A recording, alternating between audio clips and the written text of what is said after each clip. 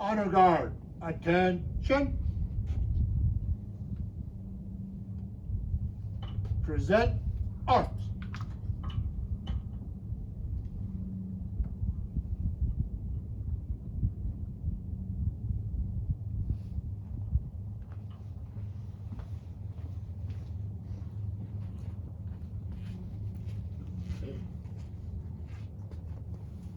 On behalf of the President of the United States, the United States Army, and a grateful nation, please accept this flag as a symbol of our appreciation for your loved one's honorable and faithful service. I will.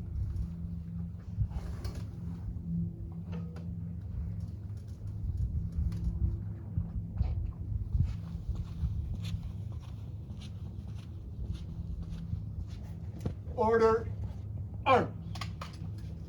Right face. Right shoulder, arms. Forward, march. On left, march.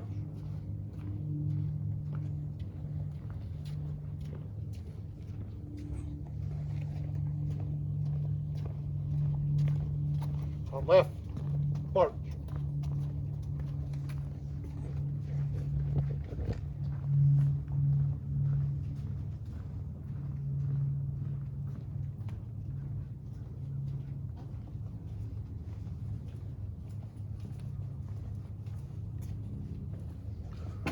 Three shells for the flag signifying military honors were held.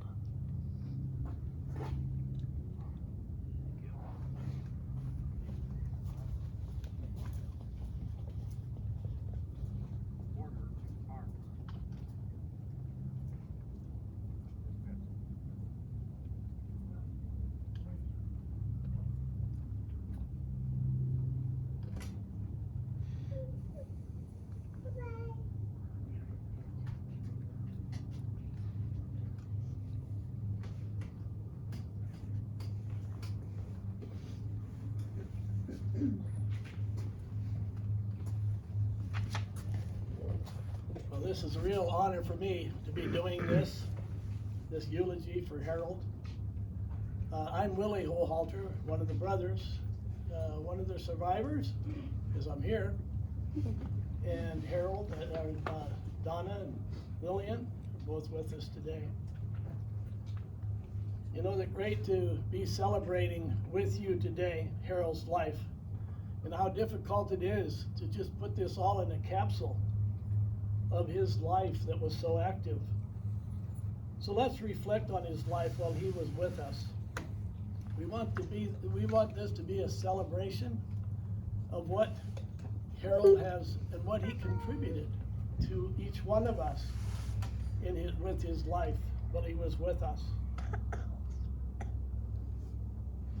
Harold was born in July 9 of 1933, one of the 8 children of Rudy and Dorothy Hochhalter. During his younger years, he attended Franklin Grade School, where he enjoyed being involved in sport programs at the school and helped to win many citywide championships.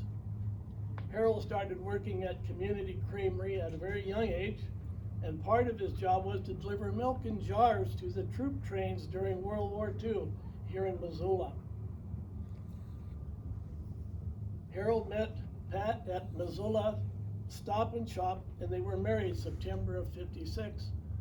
And when I read that, I thought, Stop and Shop, was that the store that in 1950s is where you shopped for your wife? And apparently he delivered milk there, I believe, and she worked there, and so that's where they met each other. So it wasn't a place in the 50s where you could go to this place and find your wife. But thank the Lord, they were together for so many years. They had 3 children, Stevie, and that's what we called him, Shelley and Kara. And from there, many other little treasures that they enjoyed and loved along the way. Harold loved his children and loved his grandchildren. It was very evident in his life. Harold was a Korean War veteran in the Chemical Smoke Division, honorably discharged as a sergeant in 1961. Returning to the States, he went back to work at the creamery where he worked until his retirement in 1977. He had purchased the retail routes and continued the milk business as Community Home Service Dairy, and is still operated today by his son Steve. Harold received Medal Gold National Supervisor Award, and it's also worthy to note that he was the first salesman that sold yogurt here at Missoula. My family and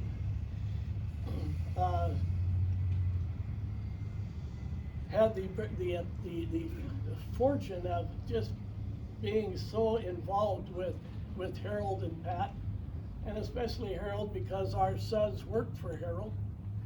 And so I just have a few stories that I received from them, and I want to quickly go through them. But our three sons, Brett, Brandon, and Brock, had first experience as part of their family. Brandon, while still in the university, stayed with Harold and Pat for a year. And while Brandon just brought me to the airport here yesterday, I says, you know, what were some of the experiences that you had with Harold? Just share them with me. He said, I had many during that year, but you know, there's one that stood out.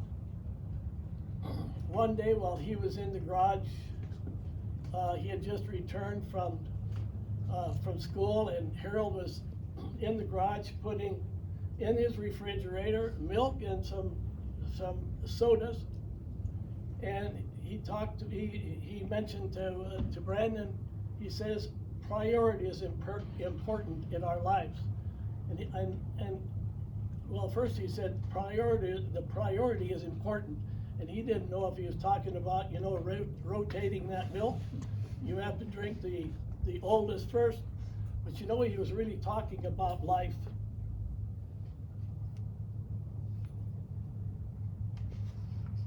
And he actually spelled out the word joy, J-O-Y.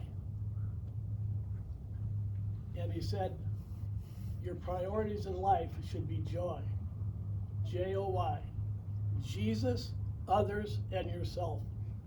What a lesson he learned from that. Brett also worked with the Community Home Service, and his experience was just a little bit different. You know, he was in Missoula and worked in the Community Home Service as well.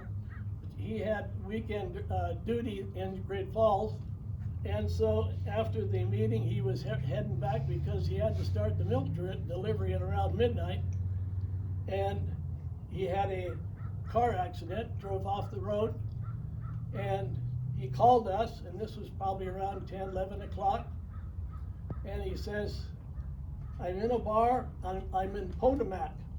We had no idea where Potomac was. And so I said, well, you just stay there. We knew it was Potomac, we knew it was Potomac. And so when we arrived there, he was gone.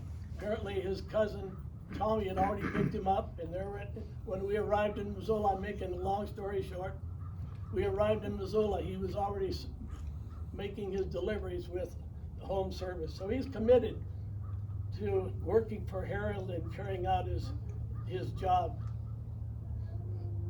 Brock, our youngest son, I asked him just last night again, what was the big thing that he received from Harold, and he worked for him as well. And he was on the Swan Lake route, and his first morning out, they stopped at the Swan Lake Cafe, and Harold said, now we're in a hurry. Now you have to understand, our son was the type of person that you didn't mix the corn with the potatoes and the potatoes with the meat. They all had their stacks.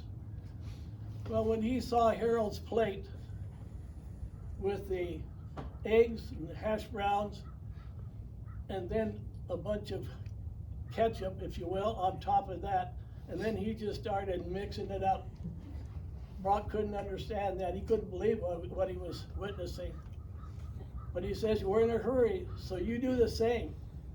I don't mix my food. Well, you're going to today. So he did, and he told me he's been doing that now for 35 years. And I know that, you know, all of us have stories, life experiences of Harold as an uncle, brother, dad, grandpa. But during Harold's life, he developed a lot of craft skills, woodworking, carpentry, plumbing, and many of the people benefited from the skills that he taught himself. Harold was also interested in his German ancestry and heritage. He had, anytime you wanted information about, sometimes you'd have to go to Shelley, but they had the family tree, and it was quite a catalog, if you will. But he could tell you when people were born and who was related, and we'd say, okay, there's a Hochhalter in Pocatello, there's a Hochhalter in Louisville, are they related? And he could quickly tell you they were not, or they were. Pat passed away in 2006, just 2 months before their 50th anniversary. He never recovered from the grief of his loss. And I recall some of the visits that I made at Burlington Square, and most recently when he was with Randy and Shelley, to encourage Harold whenever we could, because we live in Louisville, Kentucky, and it's just when we were out here, we visited as much as we could.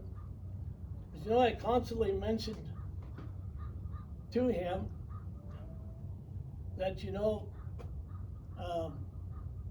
it could be that, you know, you're always saying you want to go home, you want to see Pat. But, you know, I told him many times, I says, you know, it could be that your room in the mansion that God's preparing for you is not ready. And I told him, I says, you know, it could be a shortage of sheetrock, plywood, flooring. And I said at times, especially when I heard maybe from Lillian or Shelley that he'd been ornery that day, and I just say, you know, maybe you were just too ornery.